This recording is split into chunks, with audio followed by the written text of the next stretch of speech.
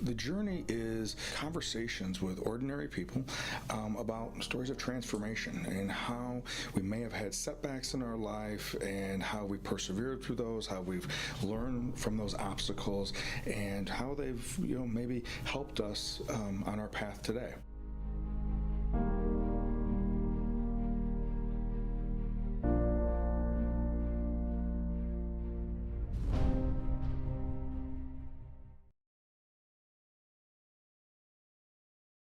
Well, welcome to The Journey. My name is Kevin Polkey, and I am the host of The Journey. And today we are going to have a reflection on something that I think we all face and will continue to face throughout our lives. Um, this idea of what is it that I can control? With all the things that are going on in our world, um, regardless of the time and history we are at, um, what are those things that we can control? I remember becoming a counselor in the early 90s and working specifically with alcoholics and individuals who were struggling with addiction, that we would talk with the clients that were in our group program or intensive outpatient program, was that the only thing that you could control was your behavior, that you can't control people, places, things, or situations, but you can control your behaviors. You can control your response to a situation. And so when we have a thought about something or a feeling about something, which elicits then a thought, and then we decide if we're going to or not going to take action, we may not be able to control the thought that comes into our mind or the feeling that we have, but we can influence and control the thoughts afterwards and then clearly the actions. I remember sitting in group with individuals that were early on in recovery, and we would talk about this idea that um, to get sober from alcohol or from some type of mood altering chemical or activity is that there has to be a process of stopping the action of using that drug or that activity. That there's no way that you can think your way into not using while you're still using. That at some point, that action step of not utilizing that drug or that alcohol or that activity had to happen first. And then over time, as your body and your brain and your mind are beginning to heal, then we go in and we start learning a new way to do life. Being able to differentiate between the things that I can control and then take actions about those things I can control and accept the things that I cannot control. It's this idea that um, Francis of Assisi talks about in the shortened version of the Serenity Prayer of God grant me the serenity to accept the things I cannot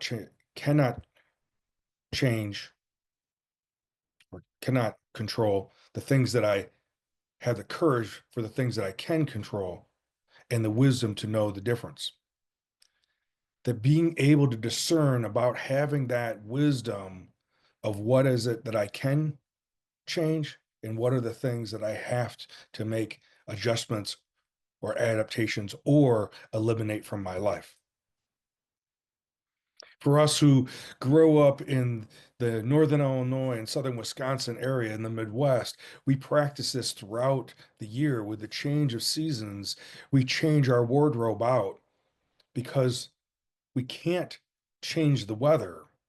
We can only change how we adapt to the changes of the seasons and the weather. A friend of mine, Phil Curtin, who has been on the podcast in the past, was a counselor and worked for me at KP Counseling as well as continues to do some speaking for us at Four Corners, said that The reason why we get upset about the weather not cooperating with our demands is because it's a realization, as Phil would say, it's a it's a cold shock in the face that we are not God and that only God is God who has the influence over the weather, that we can only adopt and adapt to the changes of the seasons and changes of the weather. That choosing to wear the appropriate clothes as we are in single digits in the middle of February, or proper clothing as we reach triple digits in the summer, make being outside not only an enjoyable experience, but a tolerable experience. So, this idea, similar to the weather, it's also in our circumstances. The choices that we make. What are those things that are um, playing in and influencing you? If they happen to be something on social media, then maybe we need to discipline ourselves to not expose ourselves to certain websites or certain um, social media apps. If there's certain foods that that don't agree with our system, and other foods allow us to have more energy and feel cleaner, and our body digests them better and gives us energy. How to make those choices, how to first experiment and find out what are those things that fuel my body and what are those things that take from my body. As we've talked at different times during these reflections about being able to choose and control and choose and control life-giving things and refrain from introducing life-taking things into our experience, into our exposure. And if we do take a left-hand turn to something that is life-taking, then identify that, pause, and then make adjustments and learn from that to get back in a life-giving track. Again, this idea of what are the things that we can control. Ultimately, we can control our actions. We can, once a thought comes into our mind, once a feeling we're experiencing, we can then control our response to it. It will take effort and discipline to do that, but ultimately, that are the only things that we can control.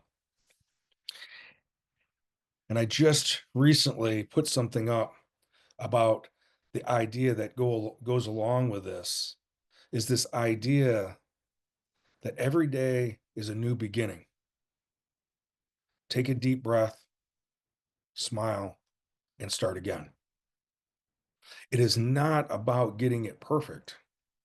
It's about recognizing that we're on a journey, identifying what we can control, letting go of the things that we are wasting energy and not able to control, and know that each day can be an extraordinary time period because there is no ordinary moments. As always, I appreciate you being here and look forward to being with you next week.